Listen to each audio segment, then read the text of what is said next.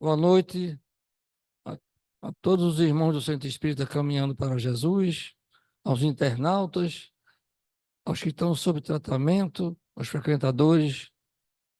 Sejam bem-vindos para mais uma noite de estudos da doutrina consoladora.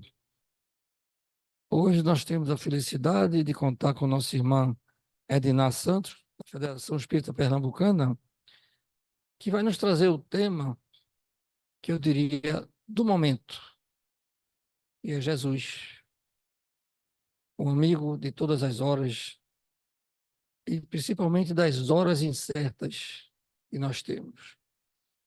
Ele, o tema dela vai ser Jesus, nosso amigo incondicional de todas as horas. Jesus, nós podemos ter confiança nele de forma também incondicional. Se pedimos, vamos receber se merecermos, mas ele está nos amparando e nos favorecendo naquilo que nos é necessário para evoluir. Então, para iniciar os trabalhos da noite, eu pediria ao nosso irmão Ferreira para que faça a prece inicial. Boa noite a todos. Oremos. Pai misericordioso, de amor, de bondade, Jesus, nosso irmão querido, amigo de todas as horas, sim. Maria, nossa Mãe Santíssima, mãe de todas as mães, espiritualidade amiga e trabalhadora desta casa, que tão cedo já preparou esse ambiente para receber a cada um de nós. Que bom que estamos aqui. Que possamos estar receptivos para tudo que a nossa irmã irá nos ofertar na noite de hoje. Nós te rogamos, Senhor, uma noite tranquila, harmoniosa e cheia de conhecimentos. Que tudo transcorra na tua santa e divina paz. E te rogamos também toda a intuição necessária para todos que compõem essa mesa na noite de hoje. E ainda em prece, passo para o irmão que está à frente dos trabalhos para que ele possa dar por começado, por iniciado.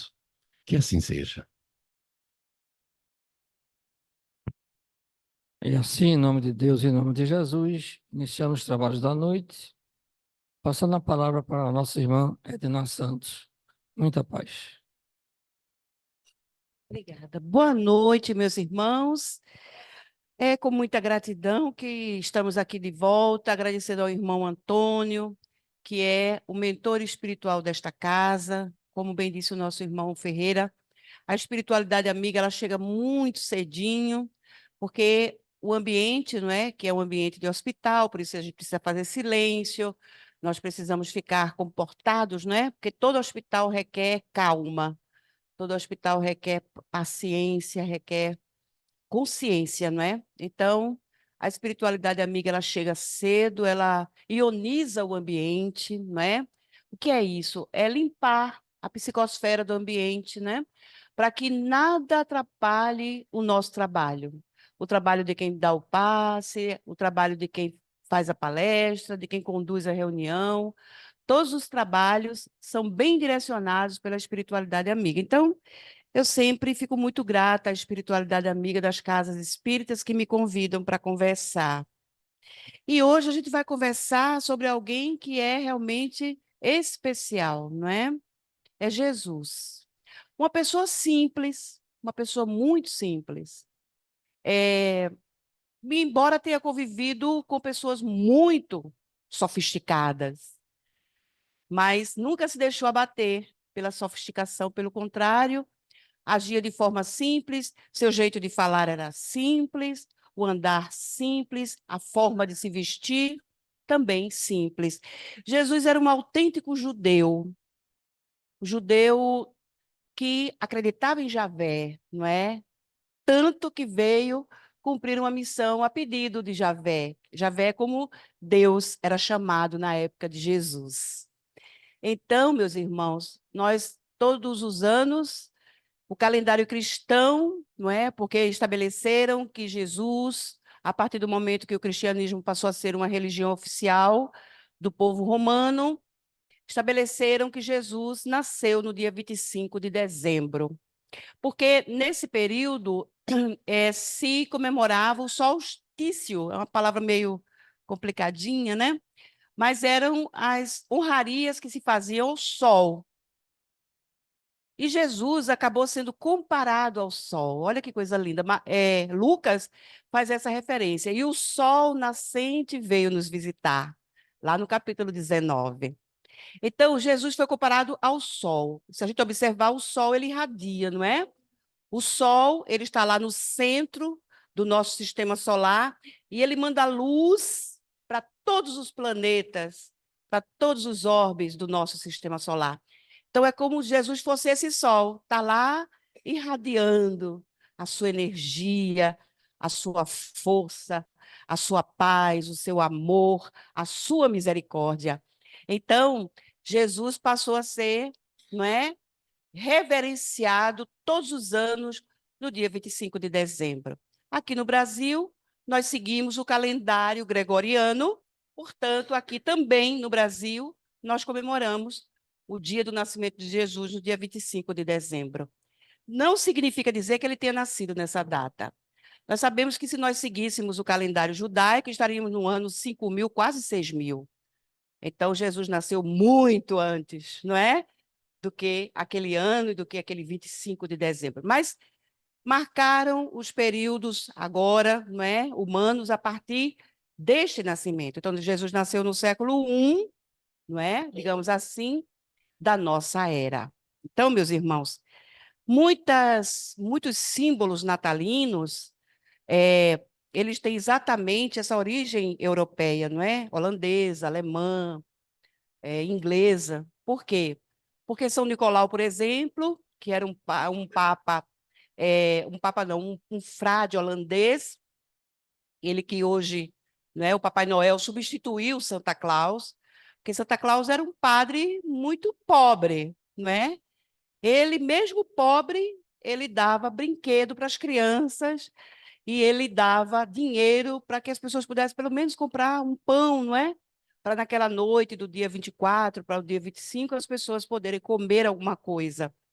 Então, ao passar dos anos, a gente vê que essa personalidade muito importante da Igreja Católica, que o nome é São Nicolau, não é? Depois Santa Claus, né? Em outros idiomas e tudo mais, até chegar a ser o Papai Noel, não é? Noel é uma palavra francesa que significa natalício, Natal, mais ou menos isso. Então, hoje, o Papai Noel de hoje, não é? A não ser pela bondade de levar presente para as crianças, não tem muito a ver com São Nicolau, não é?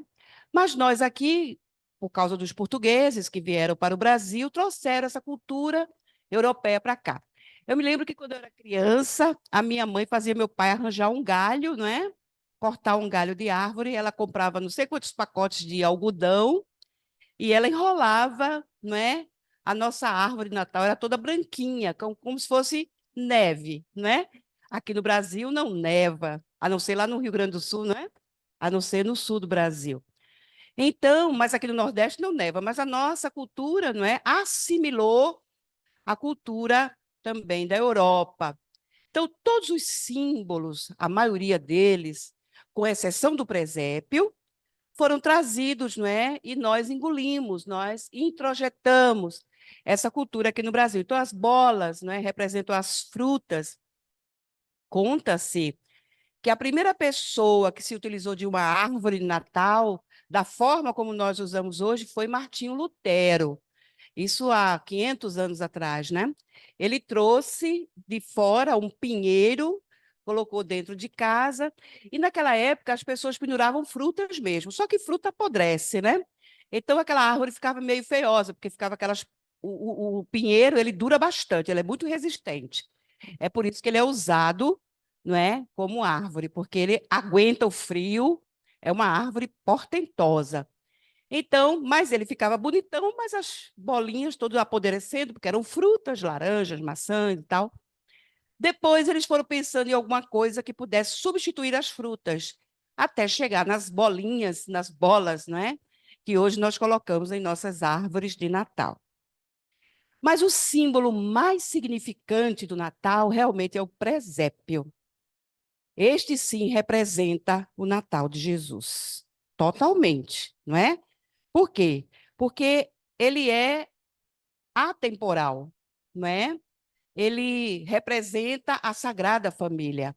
Ele representa a chegada de Jesus. Então, quem primeiro fez um presépio foi São Francisco de Assis.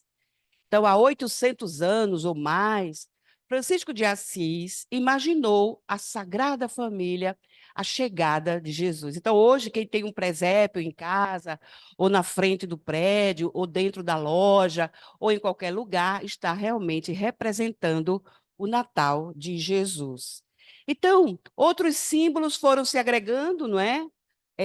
O jantar representa a união da família, tem coisa muito boa nesse simbolismo do Natal de Jesus. Por exemplo, o jantar que a gente faz para a nossa família no dia 25 de dezembro.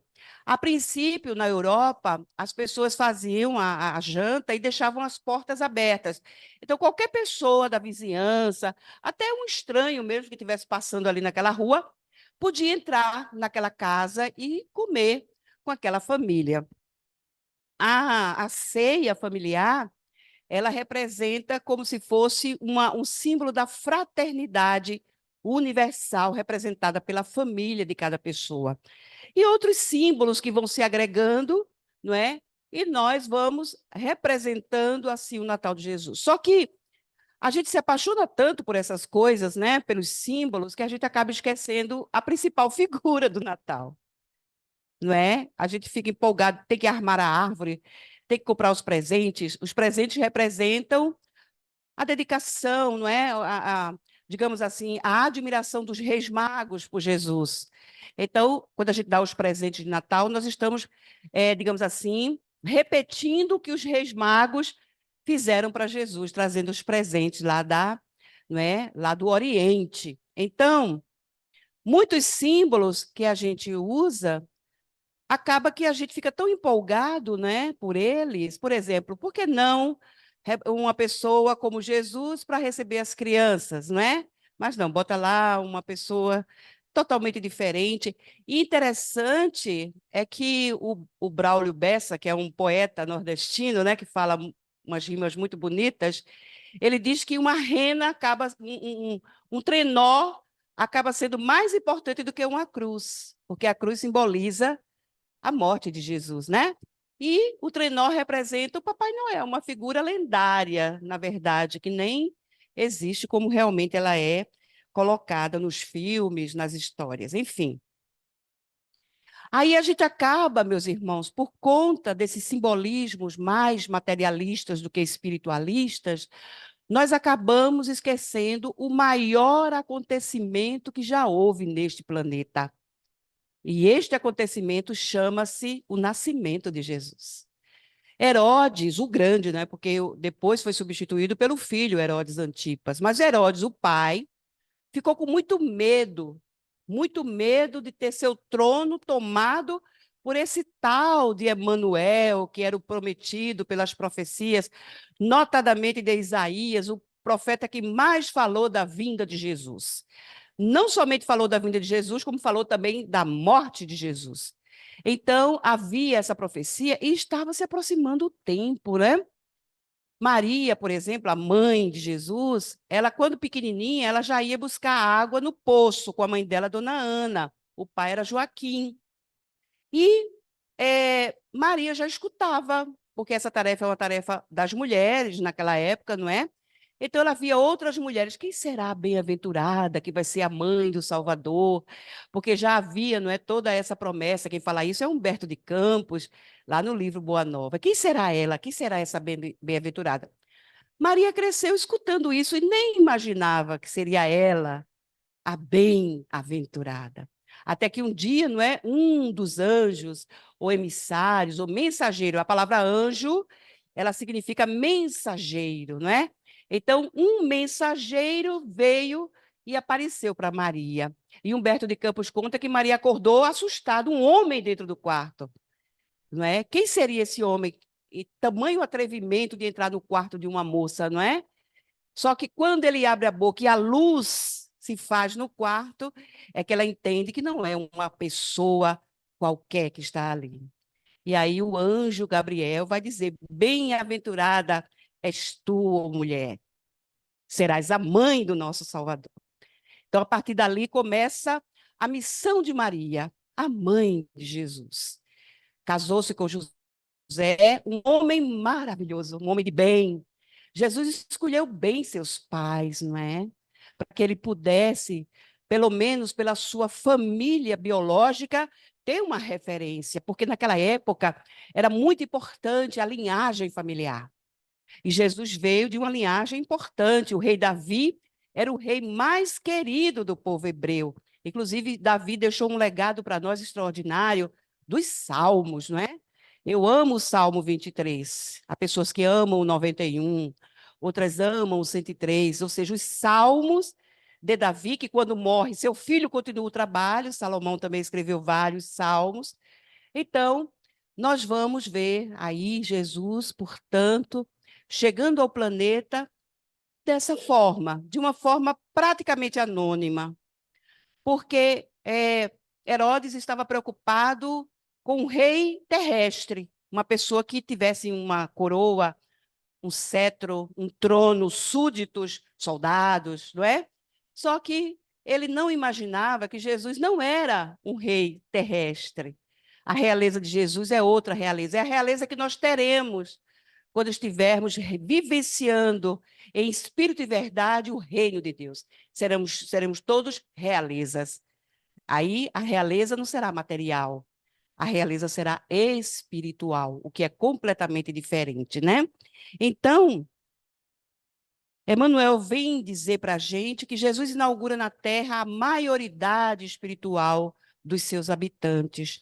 Jesus, portanto, com a sua vinda, meus irmãos, inaugura uma nova cultura nesse planeta. A cultura do amor a Deus sobre todas as coisas e ao próximo como a si mesmo. Surge, portanto, por quê? Para transformar a Terra num reino de fraternidade. Essa é a proposta de Jesus. A palavra fraternidade é original do latim fratelli, que significa irmãos, irmandade.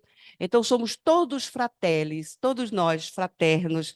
Então, a ideia é fundar na Terra essa fraternidade universal a partir do reino de Deus que dormita em cada um de nós.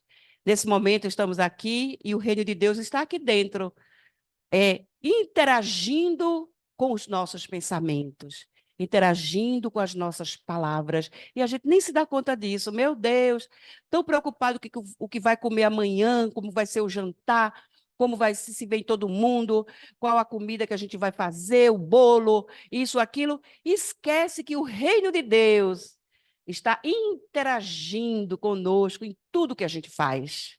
Então, como é importante acordarmos para essa realidade. Nessa fraternidade, nesse reino de fraternidade, os bons irmãos que na terra reinem, que na terra, não é, que farão da terra um reino de amor, justiça, frente ao bem e à felicidade. Quem fala isso é Allan Kardec, lá na questão 1019, vou ler de novo. Nesse reino de fraternidade, os bons farão que na terra reinem o amor e a justiça, fonte de todo o bem e da felicidade. Então, o nosso codificador, não é, deu aí uma forcinha para a gente poder interagir melhor com esse reino que está aqui dentro de cada um de nós. Então, Emmanuel vai dizer no livro chamado Antologia Mediúnica do Natal que a manjedoura, ela assinalava o ponto inicial da lição salvadora de Jesus. Qual foi a primeira lição, então, que o mestre nos deu? Humildade. Humildade, não é? Hoje vivemos em tempos de muito orgulho, orgulho disso, orgulho daquilo, muito poder, muita injustiça.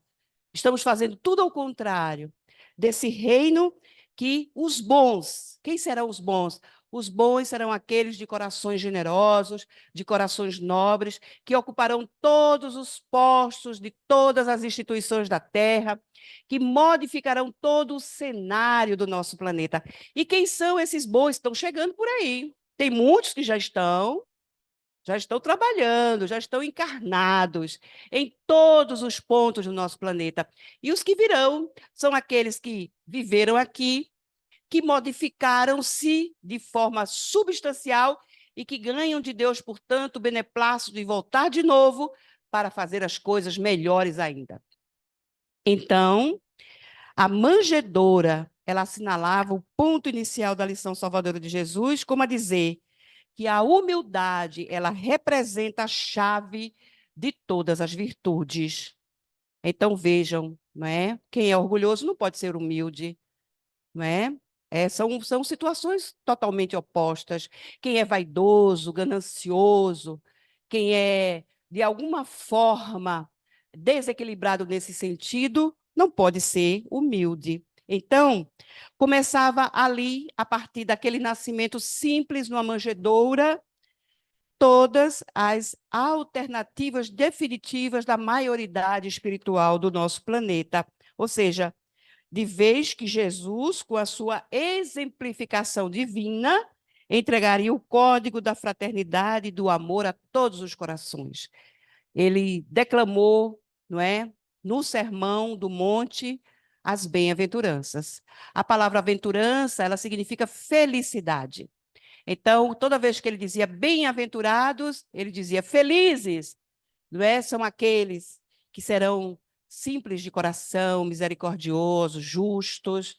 Então, Jesus, ali no Sermão do Monte, ele falava, não é, dessa felicidade, que, claro, meus irmãos, não podia ser naquele momento, mas viria depois. Claro, nós somos todos, não é?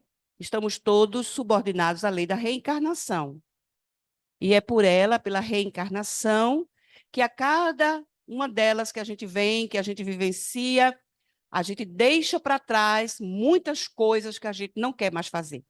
Aquelas que são verdadeiramente descartáveis, que são aquelas emoções, digamos assim, desencontradas, desequilibradas, paixões que não nos levam ao bem, mas ao mal. Então, a vinda de Jesus ao nosso planeta assinalaria o maior acontecimento para o mundo, de vez que o Evangelho seria a eterna mensagem do céu, ligando a terra ao céu. Então, vejamos que o maior acontecimento, nós vamos repeti-lo no dia 25 de dezembro. Então, nós temos, portanto, meus irmãos, muita coisa a pensar acerca dessa vinda de Jesus. Eu achei um poema, na verdade é uma música, muito bonita, que fala mais ou menos sobre a personalidade de Jesus, né?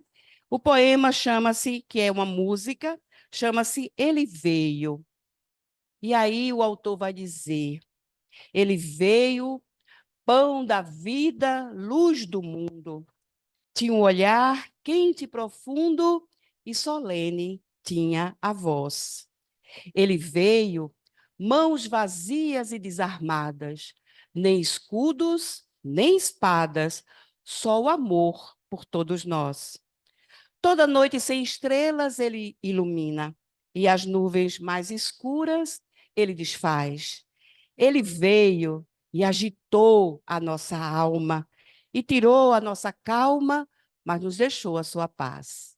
Quem lê aquele capítulo, não vim trazer a paz, mas a divisão, não é? Pensa que Jesus quer confusão. Na verdade, ele sabia que confusões aconteceriam por causa daqueles que o seguissem, não é? Pais ficariam contra filhos, filhos contra seus pais e assim por diante. Porque a gente sabe que mesmo numa família há discordâncias, não é? Alguns, por exemplo, torcem pelo Santa Cruz, outros torcem pelo esporte, não é? E preferem uma coisa, outros preferem outra. Nós estamos nessa luta familiar, não é, de séculos, tentando sermos irmãos de verdade a cada reencarnação. Então, esse é o nosso Jesus, né? Que veio trazer para a gente a sua paz, muito embora ainda pela sua forma humilde, pela sua forma simples de falar, causava aborrecimentos a muitos, principalmente aos fariseus e aos doutores da lei, porque eles ficavam impressionados com a beleza que é Jesus. Então, por que que Jesus é o nosso irmão e nosso amigo de todas as horas? Foi ele mesmo que disse isso. Ele mesmo que disse, quando ele se reuniu pela última vez, já desencarnado, não é? Ali naquele monte, no mesmo monte onde ele falou as bem-aventuranças, ele reuniu mais ou menos 500 pessoas, são chamados 500 da Galileia. Ali foi o discurso final de Jesus, quando ele consolidava e ele veio provar a imortalidade da alma, porque Jesus estava ali não de carne e osso, mas estava ali com o seu perispírito totalmente materializado, a ponto de as pessoas acreditarem mesmo estarem ali com Jesus de carne e osso. Sabemos que o corpo dele morreu, não é? Foi sepultado e tudo mais, a natureza deu o seu próprio curso. André Luiz fala lá no livro Evolução em Dois Mundos, que espíritos como da condição de Jesus, eles podem tomar conta do seu corpo depois de morto.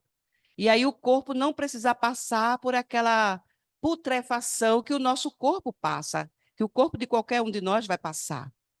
Então, Jesus, ele deve ter cuidado daquele instrumento que quando ele veio para aqui para a Terra, ele escolheu daqui do nosso planeta os fluidos mais sutis para formar aquele corpo.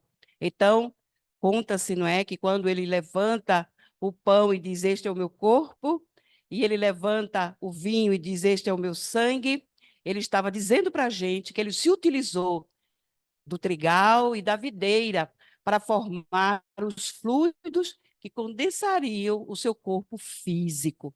Então, cada um de nós aqui, de acordo com a nossa condição evolutiva, fizemos isso antes da nossa encarnação. O nosso corpo físico, ele tem os elementos necessários para nós vivermos os números X de anos que escolhemos para viver. Digamos que Edna, né, escolheu morrer aos 100 anos. Então, esse corpo físico aqui vai aguentar até lá, porque ele está impregnado dos fluidos necessários e equivalentes ao meu grau de evolução. Então, cada um de nós forma o seu corpo físico de acordo com a sua idade evolutiva. Jesus é espírito puro, portanto, muito sutis os fluidos que ele precisou para formar seu corpo físico. Então, tem pessoas que têm uma dificuldade maior de desencarnar do que outras. Algumas desencarnam facilmente. A gente diz assim, morreu como um passarinho. A pessoa foi dormir. Aí, como disse o outro rapaz, e acordou morto, né? A pessoa vai dormir e ali ela desencarna na maior tranquilidade. Os espíritos não encontram nenhuma dificuldade. A gente sabe que tem espíritos responsáveis por isso, né? Quando você vai no hospital, que tem uma pessoa muito grave, você sabe que tem espíritos ali, esperando o momento da desencarnação daquela pessoa. Eles respeitam isso, respeitam tudo da gente, né? Então, eles ficam ali esperando. Então, para alguns, eles não têm dificuldades nenhuma de fazer esse desenlace, que muita gente chama de desenlace, outros chamam de morte, outros chamam de passagem. Cada um diz o nome de acordo com a sua crença. Nós dizemos desencarnação, ou passagem também, ou passamento, podemos também usar essa expressão. Kardec fala muito bem do passamento lá no livro O Céu e o Inferno. Vale a pena ler. Então, os espíritos, né, ficam ali esperando o momento que a gente se aproxima do nosso desenlace e eles nos ajudam. Então, a pessoa vai para o mundo espiritual na maior tranquilidade. Já acorda, já sabe o que aconteceu, enquanto que tem outros que têm a maior dificuldade. Principalmente se a gente for muito agarrado ao nosso corpo físico, não é? Aí vai ter muito mais dificuldade. Mas Jesus disse lá nesse último discurso lá na Galileia, no sermão, dizendo que ele estaria conosco até a consumação dos séculos. Vejam, palavras que querem dizer o seguinte: nunca vou sair de junto de vocês. Vou estar lá, sempre junto. É por isso que ele é o governador espiritual do nosso planeta, não é? Toma conta da gente e respeita o nosso livre-arbítrio. Deixa a gente fazer o que a gente quiser, mas instrui. Nós pensamos que, muitas vezes, quando a gente entra em alguma enrascada, é porque o nosso anjo guardião fracassou no cuidado conosco. Não, não fracassou absolutamente nada. Ele respeitou o seu livre-arbítrio. Agora, nunca deixam de nos aconselhar. Eles tentam fazer isso em todos os momentos do nosso dia. Às vezes, eles não conseguem de jeito nenhum. Nossa cabeça está a mil, cheia de coisas, de planos, de incertezas, de intranquilidade, de ilusões, tanta coisa que passa pela nossa mente que os nossos irmãos espirituais encontram dificuldade de nos ajudar. Então, o que é que eles fazem? Esperam o momento do sono. Aquele cochilinho depois do almoço, ou aquela soneca que a gente tira, não é, durante o dia, ou então o sono, o descanso do corpo físico. Aí nós sabemos que há, nesse momento, a emancipação da alma, e aí os espíritos vêm nos ajudar, vêm nos aconselhar, vêm conversar conosco, vêm nos orientar. Se a gente ouvir, muito bem, graças a Deus, vamos nos livrar de várias enrascadas durante o dia. Mas se a gente não dá ouvidos, lamentavelmente, vamos passar pelos perrengues que todos nós passamos quando somos desobedientes a Deus, né? Então, tem uma mensagem de Emmanuel que está no livro chamado, deixa eu ver o nome do livro, O Livro da Esperança, no capítulo 78, pela psicografia do nosso querido Chico Xavier. Emmanuel, ele vai dizer sobre isso, vai falar que Jesus é o nosso amigo de todas as horas, não é? Ele vai dizer assim: milhões de nós outros, nós, os espíritos encarnados e desencarnados, em serviço na Terra, somos almas enfermas de muitos séculos, carregando débitos e inibições contraídos em existências passadas ou adquiridos nesta, agora, proclamamos em palavras sentidas que Jesus é o nosso divino médico. E basta ligeira reflexão para encontrar no Evangelho a coleção de receitas articuladas por ele com vistas à terapia da alma. Todas as indicações do sublime formulário, ou seja, do Evangelho, primam pela segurança e pela concisão. Então, Emmanuel vai dizer o seguinte, que Jesus é seu amigo nas perturbações do egoísmo, porque ele deixou lá em Mateus, no capítulo 7, no verso 12, dizendo: faze aos outros o que desejas que os outros te façam. Vejam só, um conselho que é um remédio para a nossa cura espiritual. Nas convulsões da cólera, nos momentos de raiva, nos momentos de revolta, aí nós vamos para Mateus de novo, não é? Aliás, para Lucas, no capítulo 21, no verso 19, nas convulsões da cólera, na paciência. Olha, quem é paciente é cientista da paz. A paciência é a ciência da paz, como a benevolência é a ciência do bem, como a indulgência é a ciência da gentileza e por aí vai, né? Então, nas convulsões da cólera, na paciência possuirás a ti mesmo. Quantos de nós, espíritos, estamos em expiações e provas porque não tivemos paciência em algum momento da nossa vida?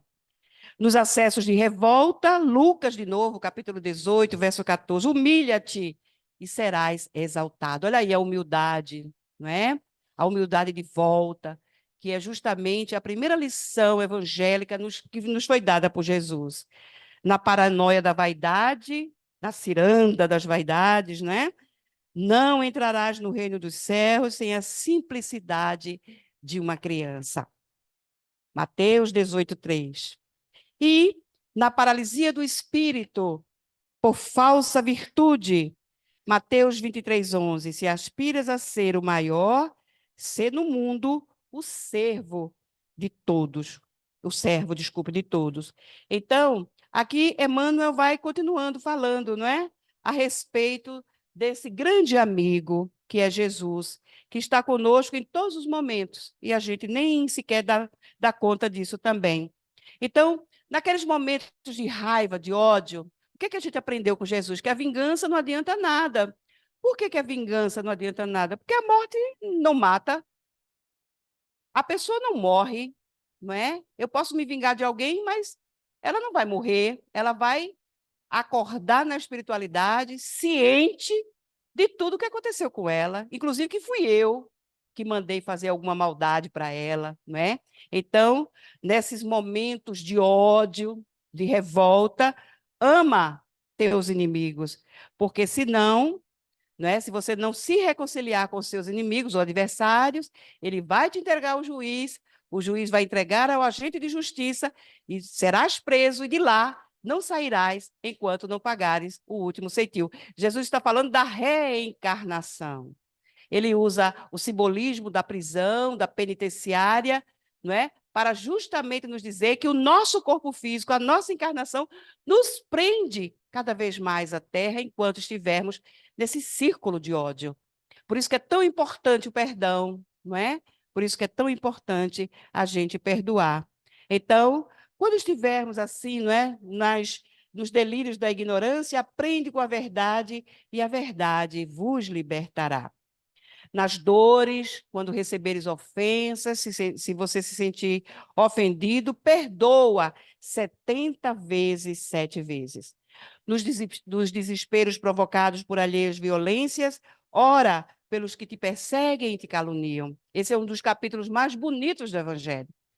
A gente pensar, meu Deus, para Jesus foi fácil, não é? Perdoar. Ele disse isso na cruz. Foram suas últimas palavras. Pai, perdoai-os, porque não sabem o que fazem. Para nós ainda é muito difícil, meus irmãos, porque o orgulho, o egoísmo ainda predominam em nossas almas. Mas é possível, senão Jesus não teria falado, não é?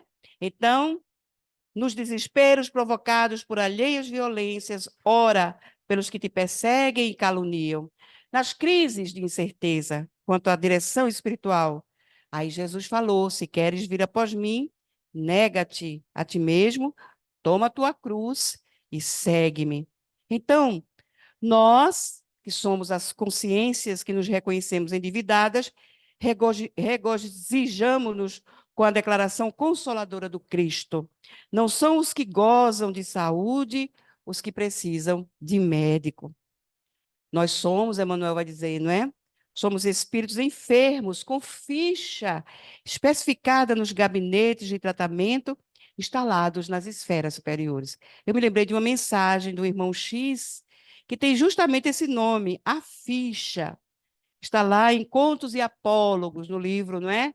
Do irmão X, pela psicografia de Francisco Cândido Xavier, que conta a história de João Mateus, que foi uma pessoa muito distinta que viveu aqui na Terra, pregador do Evangelho, né, na seara espírita, e na noite em que ele atingiu meio século, quando ele completou 50 anos, ele, no corpo físico, ele, depois de orar enternecidamente com os amigos, foi deitar-se. E aí ele sonhou que alcançava as portas da vida espiritual. O que ele quer dizer aqui, irmão X, é que todos nós temos uma fichinha dessa, né? Que contabiliza tudo que a gente fez durante a nossa vida aqui na Terra. Então, ele deslumbrou-se com a leveza de que se via possuído. Nossa, estou leve, né? Sonhando e deslumbrado com a leveza que se via possuído, e tentava alçar-se para melhor desfrutar a excelsitude do paraíso. Quando um funcionário da passagem celeste se aproximou e a lembrar-lhe solícito: Oi, João, para evitar qualquer surpresa desagradável no avanço, convém uma vista de olhos na sua ficha. E o viajante recebeu o primoroso documento em cuja face leu espantadiço. João Mateus, Renascimento na Terra em 1904, berço manso, pais carinhosos e amigos, inteligência preciosa, cérebro claro, instruções dignas, bons livros, juventude folgada, boa saúde, invejável noção de conforto, sono calmo. Aí tem mais. Excelente apetite, seguro abrigo doméstico, constante proteção espiritual, nunca sofreu acidentes de importância. Aos 20 anos de idade, empregou-se no comércio. Casou-se aos 25, em regime de escravização da mulher. Católico romano até os 26.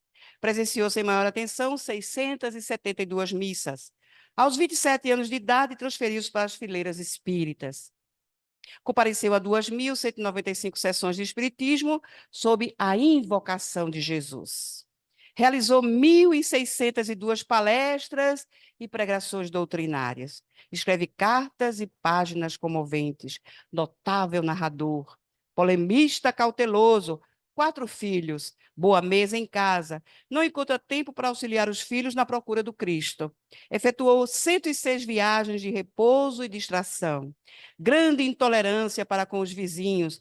Refratário a qualquer mudança de hábitos para a prestação de serviços aos outros. Nunca percebe se ofende o próximo através da sua conduta, mas revela extrema suscetibilidade ante a conduta alheia. Relaciona-se tão somente com amigos do mesmo nível. Sofre horror às complicações da vida social, embora destaque incessantemente o imperativo da fraternidade entre os homens. Sabe defender-se com esmero em qualquer problema difícil. Além dos recursos naturais que lhe renderam respeitável posição e expressivo reconforto doméstico, sob o constante amparo de Jesus, através de múltiplos mensageiros, conserva bens imóveis no valor, naquela época, de 600 mil cruzeiros. E guarda em conta de lucro particular a importância de 302 mil cruzeiros. Para Jesus, que procurou na pessoa de mendigos, de necessitados e doentes, deu durante a sua vida 90 centavos. Para cooperar no apostolado do Cristo, já ofereceu 12 cruzeiros em obras de assistência social. Aí agora vem o débito. Quando ia ler o item referente às próprias dívidas, fortemente impressionado, João Marcos acordou. Era de manhãzinha. À noite, bem-humorado, reuniu seus companheiros, relatando-lhes a ocorrência. Estava transformado, dizia. O sonho modificara-lhe o modo de pensar. Consagrar-se-ia doravante a trabalho mais vivo no movimento espírita. Pretendia renovar-se por dentro, reuniria agora a palavra e ação. Para isso, achava-se disposto a colaborar substancialmente na construção de um lar destinado à recuperação de crianças desabrigadas, que desde muito desejava socorrer. A experiência daquela noite inesquecível era, de certo, um aviso precioso. E sorridente, despediu-se dos irmãos de ideal, solicitando-lhes de novo o reencontro para o dia seguinte. Esperava assentar as bases da obra que se propunha de levar a efeito. Contudo, na noite imediata, quando os amigos lhe bateram a porta, vitimado por um acidente das coronárias, João Mateus estava morto. Então vejam, não é? Sonhou tanto, tanta coisa, vou fazer isso, vou ajudar, não é? Vou deixar para trás isso, mas sempre, não, empurrando com a barriga, amanhã eu faço, amanhã eu faço, amanhã eu digo, amanhã... Então, quando a gente vê, né, é tarde, pelo menos para esta encarnação. Então, não são para os sãos que Jesus veio, ele veio para realmente os doentes. Então, a nossa ficha está especificada nos gabinetes de tratamento instalados nas esferas superiores, dos quais instrutores e benfeitores da vida maior nos acompanham e analisam nossas ações e nossas reações. Mas é preciso considerar que o facultativo, ou seja, o médico, mesmo sendo nosso Senhor Jesus Cristo, não pode salvar o doente e nem auxiliá-lo de todo se o doente persiste em fugir do remédio. Né? Emmanuel, da obra do Livro da Esperança. Mas a gente vai encontrar também, né, várias alternativas para que a gente tenha essa certeza de que Jesus realmente é o nosso amigo incondicional de todas as nossas horas. Alguns dizem que ele é o maior psicólogo, outros dizem que é o maior médico, tudo certo. Realmente Jesus é o maior professor, o maior médico que já existiu, o maior psicólogo que já passou por aqui. Então, quando nós estamos em angústia e sofrimento, Jesus nos pede que vejamos em Mateus, no capítulo 5, nos versos de 1 a 10, quando ele disse, não é? Bem-aventurados os que sofrem perseguição por causa da justiça, porque deles é o reino dos céus, não é? Nós vamos também encontrar no Sermão do Monte, em Mateus 6, 19 a 34, quando a gente está preocupado com dinheiro, não é? Preocupado com o desemprego, preocupado com a falta dos recursos para a nossa sobrevivência material, quando nós estamos ansiosos e impacientes por causa dos problemas materiais, Jesus nos pede que sigamos lá em Mateus, no 6:19 até o 34, quando ele disse: não ajunteis tesouros na terra, onde a traça e a ferrugem tudo consomem, e onde os ladrões minam e roubam, não é? Ele vai falar que não vos inquieteis, pois, pelo dia de amanhã, porque o dia de amanhã cuidará de si mesmo. Basta para cada dia o seu mal. Aqui Jesus falava da ansiedade, né? E ele pede que nós nos entreguemos à providência divina. O que é isso? Confiarmos mais em Deus, confiarmos mais em sua misericórdia. Está faltando dinheiro, está faltando emprego, mas não está faltando esperança. Continuemos firmes de que essa situação ela é uma provação na nossa vida, mas que nós sairemos dessa situação. Então, aqui ele nos concita a fé. Jesus também nos pede que, quando nós estivermos com medo, pensemos na tempestade que ele acalmou, não é? Está lá em Lucas, no 8:22 até o 25, que Jesus entrou na barca com os seus apóstolos e houve uma grande tempestade. E os apóstolos ficaram muito intrigados, porque Jesus, mesmo com todo aquele barulho dos ventos, da água, o barco, não é, balançando a ponto de naufragar, e Jesus dormindo lá no fizinho do barco. Então, Jesus quis dizer para ele o seguinte, que eles estavam sem confiança no mestre que estava ali com eles, né? Nós sabemos que ali, naquela tempestade, quando Jesus fala silêncio, ele está falando com os espíritos que provocam as tempestades. Nós sabemos que existem a missão dos espíritos, elas estão em todos os campos da natureza. Existem os espíritos que cuidam das chuvas, os espíritos que cuidam dos ventos, os que cuidam das águas, dos peixes, dos bichos de uma maneira geral, das plantas. Os espíritos, portanto, que Jesus mandava fazer silêncio, estavam provocando aquela tempestade, porque dali viria uma grande lição nas horas de tempestades da nossa vida. Quem é que não passa pela tempestade? Não estamos falando da tempestade atmosférica, estamos falando da tempestade interior, que todos nós passamos por elas. Então, Jesus nos pede calma nesse momento, nos pede esperança nesse momento. Não nos desesperemos, porque o desespero não leva a lugar nenhum. Pelo contrário, nos coloca em situações bem mais difíceis do que a situação que nós estamos vivendo. Quantas pessoas se suicidam porque não suportam a tempestade interior que passa pela sua alma naquele momento? Então, Jesus nos pede que, quando estivermos com medo, lembremos que Ele está no nosso barco. É como se a gente estivesse num barco. Estou desempregada, estou isso, estou aquilo, acabou meu casamento, estou passando por dificuldades, estou num barco que está num mar revolto. Então, quem é que está comigo nesse barco? É o amigo de todas as horas, é nosso Senhor Jesus. E aí, nós vamos encontrando a calma que nós precisamos, não é? Mas nós também precisamos agradecer a Deus pelas coisas boas que acontecem na nossa vida. E eu tenho uma paixão assim muito mais de perto pelo Salmo 23. Ele é pequenininho, né? O Senhor é o meu pastor e nada me faltará. Repousar-me faz em verdes pastos. Guia-me mansamente por paisagens tranquilas. Refrigera a minha alma. Conduz-me pelas sendas da justiça, por amor do seu nome. Ainda que eu vagueie pelo vale da sombra e da morte, não temerei mal algum, porque sei que estás comigo. Teu cajado, teu bordão me consolam. Preparas uma mesa diante de mim, perante meus inimigos. Unges minha cabeça com óleo, meu coração transborda. Certamente misericórdia e bondade me seguirão por todos os dias da minha vida e habitarei a casa do Senhor por longos dias. Jesus, durante o seu martírio na cruz, recitou o salmo anterior, o Salmo 22, que muitas pessoas dizem que Jesus disse: Senhor, por que me abandonastes? Não é não.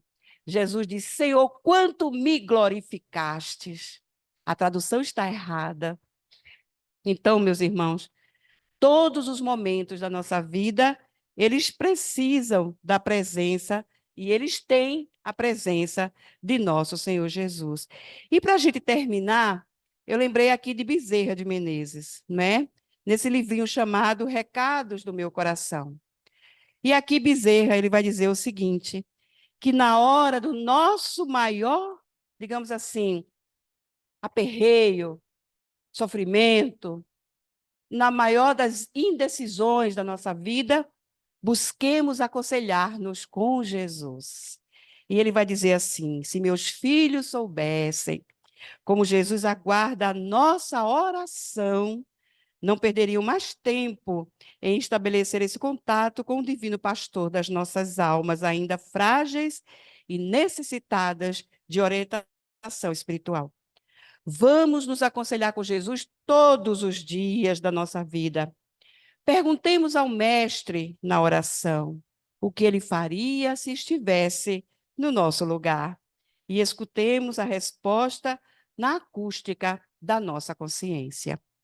Blaise Pascal, que foi um filósofo, não é, cientista francês, ele diz que o livro da consciência é o livro que menos se lê, é o livro menos lido, é o livro da nossa consciência. Por quê? Porque é lá que estão escritas as leis de Deus. Se alguém me perguntasse, não é? Se eu perguntasse para alguém de outra religião, onde é que estão escritas as leis de Deus? Meu irmão diria, na Bíblia, no Antigo Testamento, no Novo Testamento. Os espíritos responderam a Kardec que, além de estarem nesses livros, ela está na consciência. Questão 621 do Livro dos Espíritos.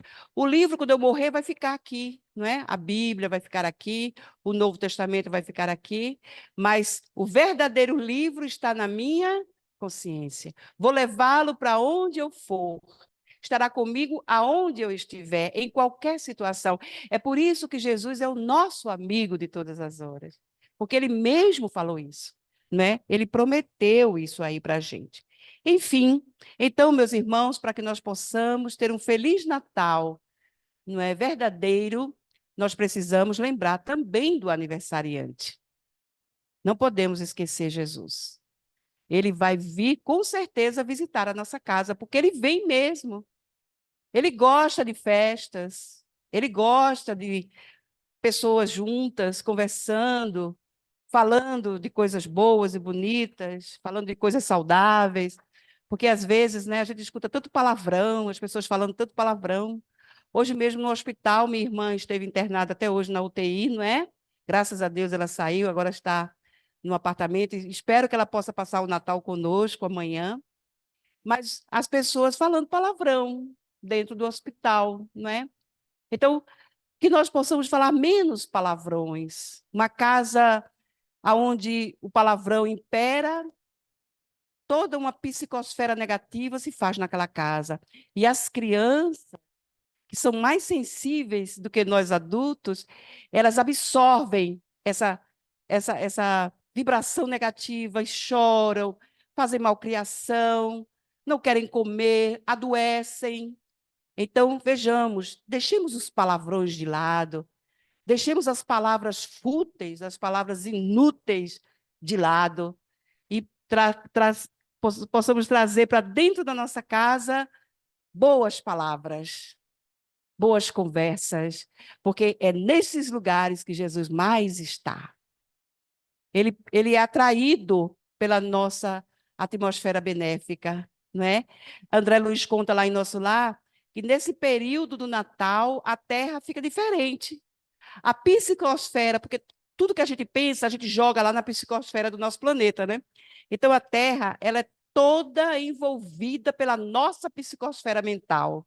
Tudo que eu penso, tudo que eu digo, plasmo na psicosfera do meu planeta.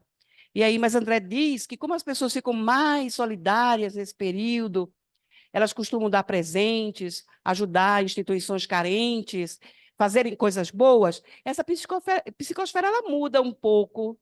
Então a Terra fica mais suave, o seu girar de rotação e de translação fica diferente por conta da presença de nosso Senhor Jesus. Eu não sei se vocês sabem ou se isso é verdade, mas eu já escutei dizer que mesmo que esteja acontecendo uma guerra nesse momento, há um momento de trégua durante esse período do Natal, em respeito a nosso Senhor Jesus. Emmanuel conta em A Caminho da Luz que quando Jesus se aproximava o tempo de Jesus vir para a Terra, Roma, que era quem mandava na Palestina naquela época, Augusto, o César, era maravilhoso, gostava de artes, era um homem justo, era um rei nobre, era um César nobre. Até Roma mudou a psicosfera dela no período que se aproximava a chegada de Jesus. Então, esse momento lá de trás vai acontecer com a gente agora. Amanhã, quando se aproximar, o ponteiro virá e for meia-noite e de 24 para 25, é o nosso momento de transformação. Lembremos de Jesus. Deixemos que ele venha para a nossa casa. Mas, Edna, ele vai para a casa de tanta gente? Vai. Lembra que a gente falou do sol? Ele está lá irradiando a presença dele em todos os lares da terra. E que nós possamos nos sentir melhores, meus irmãos, renovados. Mas que isso não dure somente esse período aí que a gente come o jantar e vai dormir, e no dia seguinte come os restos que sobrou do jantar. Que isso possa perdurar durante o ano inteiro, né?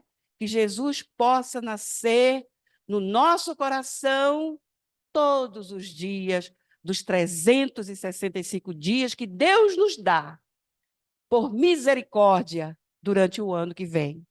Então, que nós possamos receber o nosso Mestre com todo o nosso coração e que ele possa permanecer na nossa casa durante muito tempo. Então, que nós agradeçamos a ele o planeta que a gente tem. Cuidemos do nosso planeta, cuidemos da natureza do nosso planeta, porque tudo foi muito pensado por Jesus, né? As árvores, os bichos, não é? Até a camada de ozônio foi pensada, né? A Lua como âncora das águas do nosso planeta. Enfim, tudo muito bem pensado, de forma amorosa, para que agora, nesse momento, nós pudéssemos estar aqui nesse planeta chamado Terra, graças a nosso Senhor Jesus. Então, que ele possa ser cada vez mais abençoado por Deus e que as bênçãos de Deus também se recaiam sobre cada um de nós hoje e sempre. Muito obrigada, meus irmãos. Feliz Natal, que Jesus nos abençoe. Muita paz. Obrigado, Edna, pela bela informação, mensagem de luz para todos nós.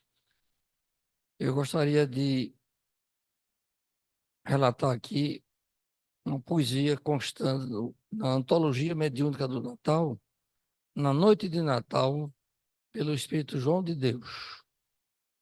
Minha mãe, porque Jesus, cheio de amor e grandeza, preferiu nascer no mundo nos caminhos da pobreza?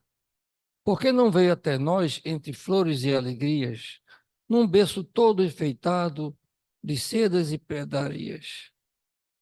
Diz a mãe: acredito, meu filhinho, que o mestre da caridade mostrou em tudo e por tudo a luminosa humildade.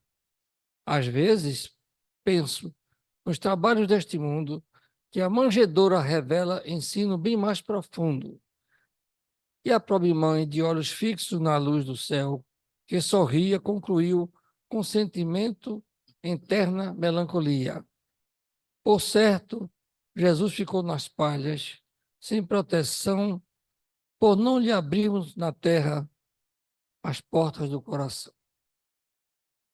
Ele está chegando e batendo a nossa porta.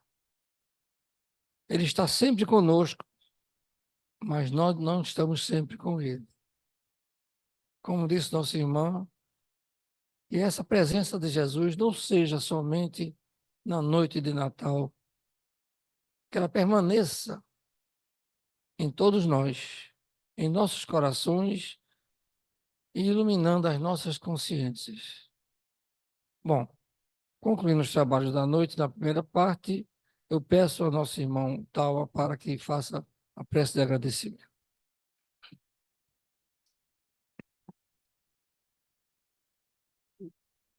Jesus, resta-nos te agradecer por este banquete espiritual, o qual nós estamos aqui participando, Senhor. Abençoa cada um de nós que aqui nos encontramos, cada um buscando no fundo da alma um desejo de melhora, de melhoras materiais e espirituais também, Jesus. Abençoa esta casa de oração e trabalho que nos acolhe e que possamos voltar para nossos lares fortalecidos e sempre com o pensamento no fundo do nosso coração da tua bondade, da tua justiça, do teu amor. E todas as vezes tu perguntavas: o que tu queres que eu faça? E aquele, como cada um de nós faz, eu gostaria, Jesus, de me curar disso ou daquilo. E ele dizia: eu te curo. E aí, que ele faça isso em cada um de nós hoje, nesse Natal que se aproxima, e que Deus abençoe todos nós. E devolvemos a palavra ao nosso querido amigo, irmão, que dirige os trabalhos, para dar por encerrada a primeira parte, conforme ele mesmo falou.